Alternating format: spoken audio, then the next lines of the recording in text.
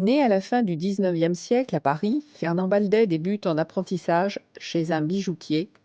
Doué pour le dessin, il réalise des modèles pour des bijoux d'art en or. À 20 ans, il obtient le titre de premier ouvrier de France. Tout l'intéresse. Il construit son premier appareil photo à 14 ans. Ses parents, sa famille sont ses premiers sujets.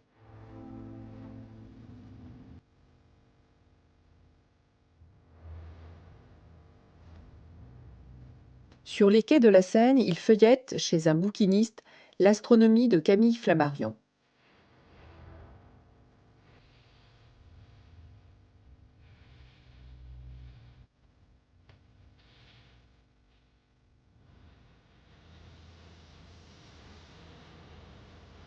Il n'a que 17 ans. Il rencontre Aimard de la Baume-Pulvinel, astronome indépendant, qui possède son propre observatoire rue Laugier à Paris. Celui-ci le prend comme laborantin et l'enverra observer l'éclipse de soleil en Algérie, en Espagne et au pic du Midi.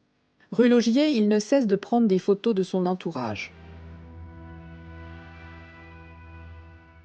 Très vite, il fait la connaissance des membres les plus assidus de la Société d'astronomie de France, autour du fondateur Camille Flammarion.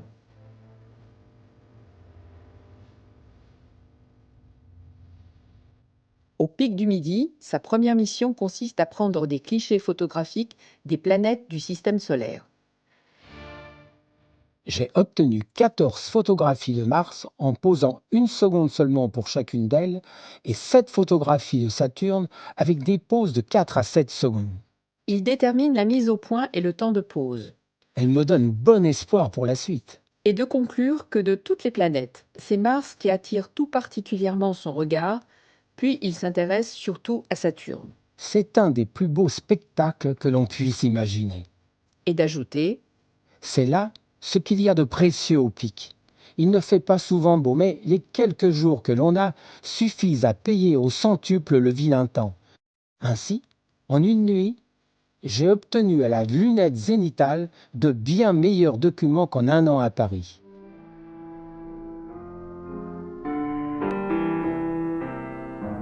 Le mauvais temps lui donne la possibilité de s'intéresser intensément à la télégraphie sans fil. J'ai le plaisir de vous annoncer qu'hier, j'ai pu accorder l'appareil que j'ai fabriqué moi-même avec la Tour Eiffel. En 1911, il épouse Marguerite Chrétien, jeune sœur d'Henri Chrétien, astronome du cercle de Flammarion.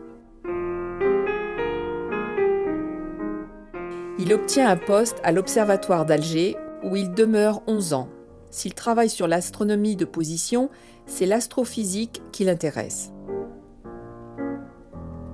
Fernand Baldet et sa famille habitent dans un des bâtiments de l'observatoire qui est situé à 350 mètres d'altitude, près du village de Bouzarea, non loin d'Alger. À la lunette méridienne, il réalise un catalogue d'étoiles fondamentales.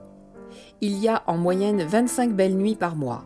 Il passe une bonne partie de la nuit à observer, ce qui est éprouvant. Il s'adonne à sa passion pour la photographie. Ses sujets seront des portraits de sa femme, des paysages, ainsi que des scènes de la vie locale.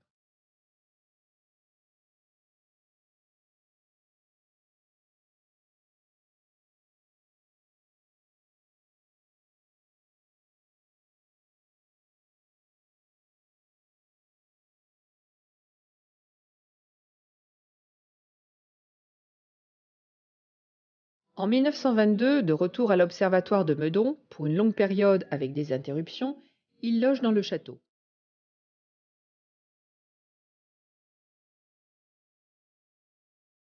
Fernand Baldet est l'un des rares astrophysiciens français de son époque, un pionnier. Sa compétence dans le domaine des comètes est reconnue au niveau international. Il deviendra président de la Commission des comètes à l'Union astronomique internationale de 1935 à 1948. En 1927, il inaugure son premier vérascope Richard, stéréoscopique.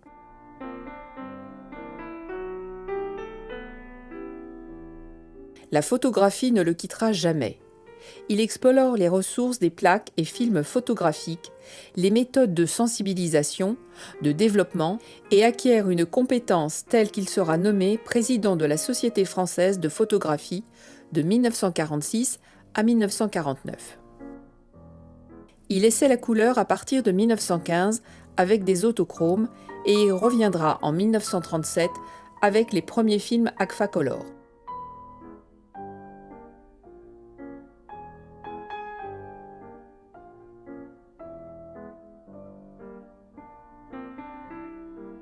Grand technicien de la photographie et reporter dans ses voyages, il a aussi l'œil artiste au travers de ses photos, ce qui le conduit tout naturellement à l'aquarelle et à la peinture à l'huile, en allant dans l'espace réservé de la famille et des amis, tout en revenant sur des paysages photographiés.